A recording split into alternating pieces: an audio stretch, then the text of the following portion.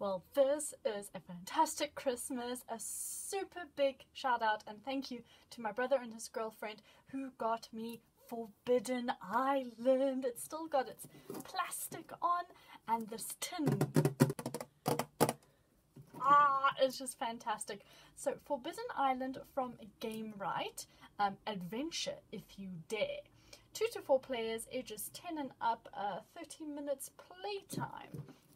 And it's a game by Matt Leacock and illustrations by C.B. Kanga. Dare to discover Forbidden Island. Join a team of fearless adventurers on a do-or-die mission to capture 4 sacred treasures from the ruins of this perilous paradise. Your team will have to work together and make some pulse-pounding maneuvers, as the island will sink beneath every step. Race to collect the treasures and make a triumphant escape before you are swallowed into the watery abyss.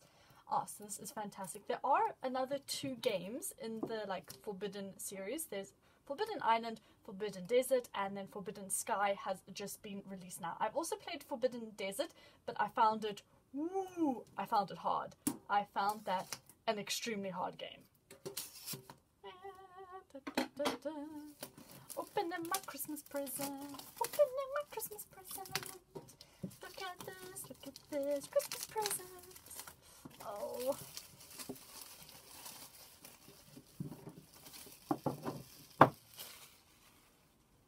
This tin is amazing. I am so excited.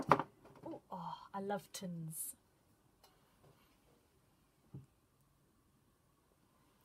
So there is the tin picture. It is absolutely stunning. It's like this dark sunset, birds in the sky, the palm trees are blowing in the wind, and you've got this creepy looking tower.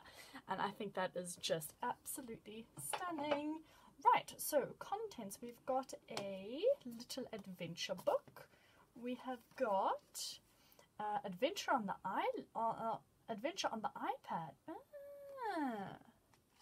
That's interesting. And then the adventure continues in Forbidden Desert. Thirst for survival. Fantastic. I'm going to check out that iPad thing though, because that's going to be cool. Hope you have fun. Please fill out the form and mail it. Hopefully there's something that I can do it like online or something, because this is in MA, I believe that's Massachusetts in America. Yeah, that's going to cost way too much to send a response to them. Game right? Oh, this must be a little brochure. Okay, so that's got nothing to do with the game. Ooh, so this is the sinking level. So you can play like water level 2 novice, 2 normal, 3 for elite and legendary. And as you go up, because if the water reaches the top, you will die. Oh, right. Ooh. Okay, so we have got a packet here. We've got this little clip here, which clips on here to show at what level of the danger zone water you are on. We've got these 4 figurines now, and these are absolutely stunning. So here, this is, I believe, the fire treasure token. It's like elemental. Then we've got the earth here, so it's like a geode, a sort of brown and textured. Then we've got the water chalice, kind of tentacly looking with some scales over there. And then we've got the wind. It's a bit dirty over there. Maybe I'll just give it a bit of a clean. We've got the wind treasure, I'm guessing, and that is a winged golden lion statue. Not quite a sphinx or a griffin, but you know, it's a flying lion. And then we have got ooh, that just comes with a single bit of plastic. Right, let me just take this up very gently. Fantastic, that can be thrown away.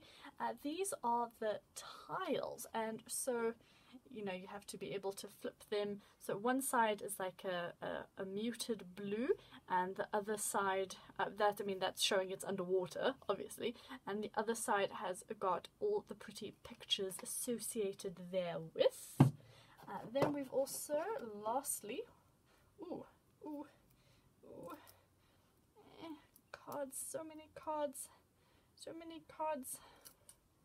Ooh. This, once again, is a failure of my prowess, even though, oh, there we go. Oh, look at that. Oh, beautiful. Okay, so that top bit came off okay. I wonder, well, now we can just slide it. Ooh, yeah. Okay, so let me just do this quickly so I can have a look-see. Okay, so the different types of characters you can be are the diver. Move through one or more adjacent, flooded and or missing tiles for one action. And then at the back it's got your order of play. Take up to 3 actions, draw 2 treasure cards, discard down to 5, draw flood cards equal to water level. Actions: you can move adjacent, not diagonally, shore up on or adjacent tiles, give a treasure card if on same tile, or capture a treasure 4 matching cards on the matching tile. Oh yes, I remember that. You've got inventories. So that is the black token. Got these little meeple token things here. And so the black one is the diver. Then we've got the engineer next. Shore up to 2 tiles for 1 action. So the engineer helps with getting pieces of the island above water. And then we've got the explorer. Move and or shore up diagonally. So you can move a lot more freely, and that's the green player. And then you've got grey, the messenger. Give treasure cards to a player anywhere on the island. Okay, so that person can help with moving the cards about. Then we've got yellow navigator. Move another player up to 2 adjacent tiles for 1 action. Okay, so it's pretty much saying go here, do this, do that. And then blue is the pilot. Once per turn, fly to any tile on the island for 1 action point. So those are the different colours that we have. Then we've got water rise. Move the water level up 1 tick mark. Shuffle the flood discard pile and place it on top of the flood draw pile. Discard this card to the treasure discard pile. So we've got 1, 2, 3 of those. Water rises. And at the back it's this pattern, whereas the others, well, some of the others,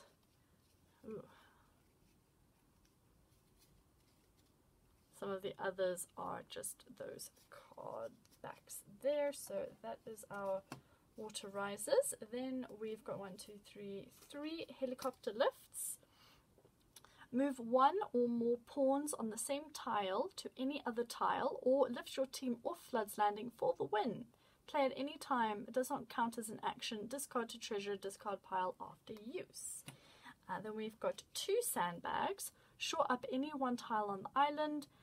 Play at any time. Does not count as an action, etc. Then we've got 1, 2, 3, 4, 5 of the golden lion statues. So that's treasure you have to collect. We should, 5 of the purpley brown geode earth treasures.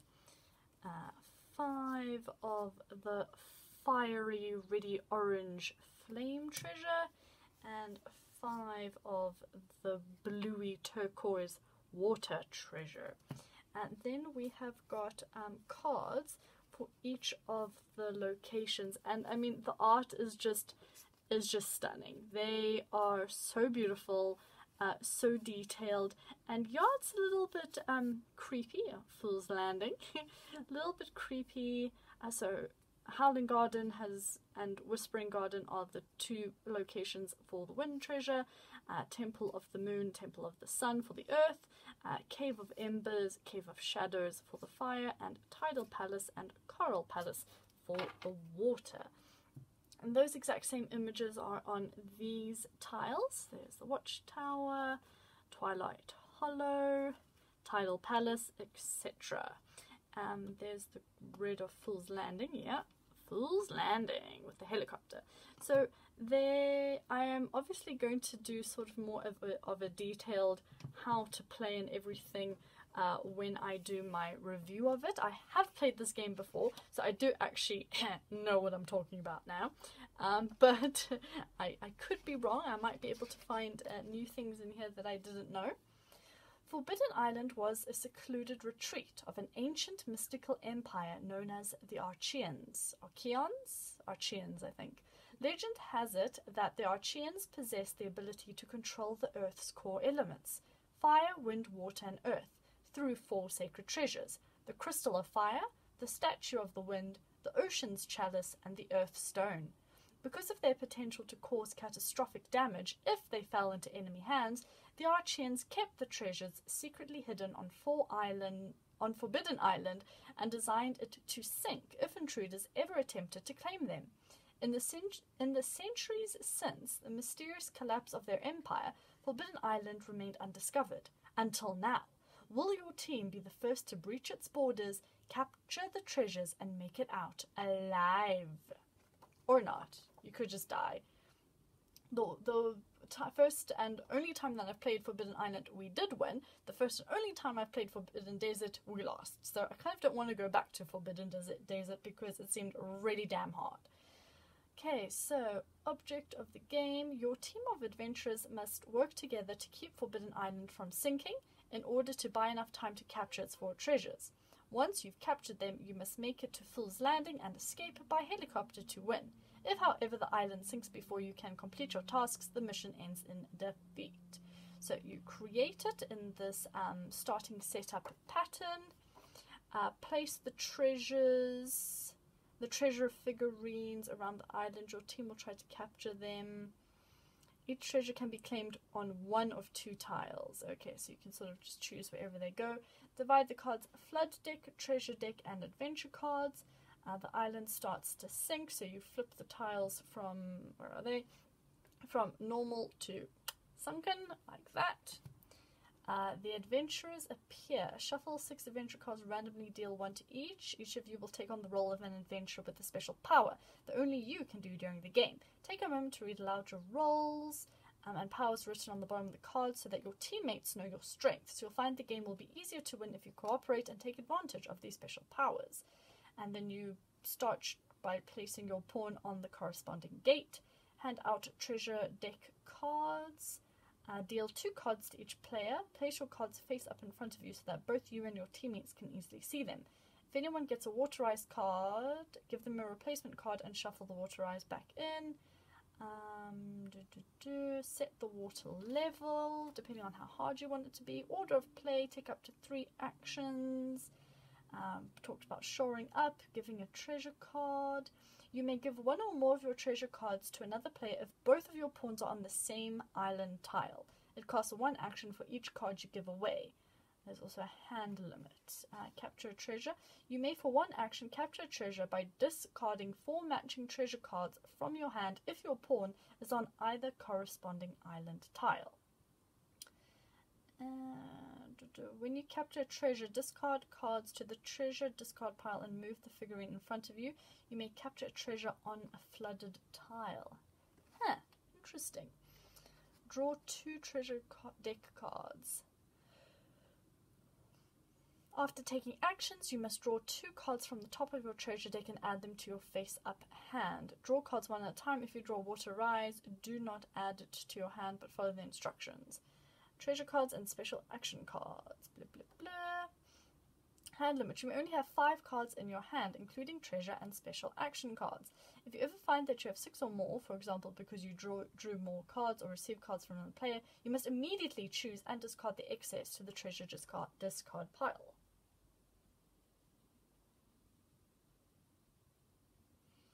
Pawns on flooded tiles. If a pawn is on a tile that becomes flooded, lift the pawn off the tile, flip it, and then return the pawn to the tile. If a pawn is on a tile that must be removed, it must immediately swim to an adjacent tile, up, down, left, right. That's still part of the island. Even flooded, if a pawn is on a tile that is removed and cannot move, it sinks into the abyss and everyone loses the game. Oh no! But the diver may swim to the nearest tile. Explorer, diagonally, pilot may fly. Meh. When the flood draw pile runs out, winning the game, get to Fool's Landing with all the treasures.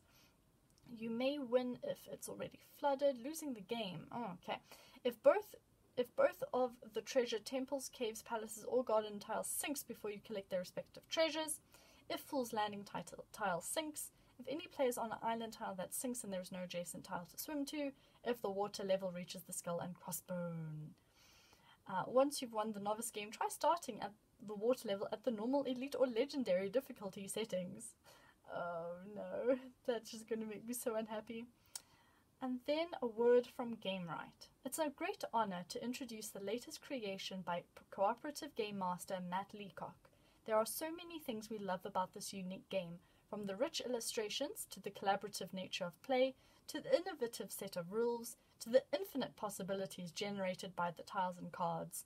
Don't be surprised if your pulse starts pounding faster soon after you start playing. It's a game that instantly generates an electrifying atmosphere of tension and excitement. And I can 100%, hands down, agree with that. This game made me so incredibly nervous for really no reason, because, I mean, it's just a game and you either win or lose. There's no life or death, technically. But I had so much fun playing with it, and now that I've gotten it for Christmas, I am just thrilled to get back into it. Yay! Thank you, brother!